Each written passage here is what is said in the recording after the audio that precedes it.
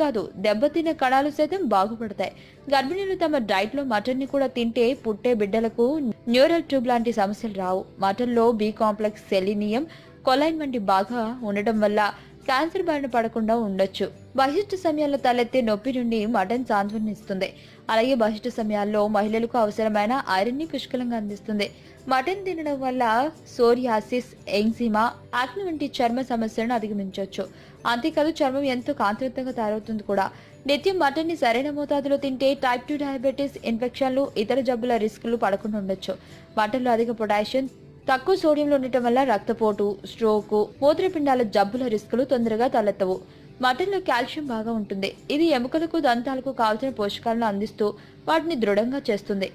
ఆరోగ్యవంతమైన జీవితం కోసం మనం పాటించాలి కొన్ని నియమాలని. చిన్ని చిన్ని చిట్కాలతో చింతలేని జీవితాన్ని ఎలా గడపాలి అనే దానికి వీక్షిస్తూనే ఉండండి మన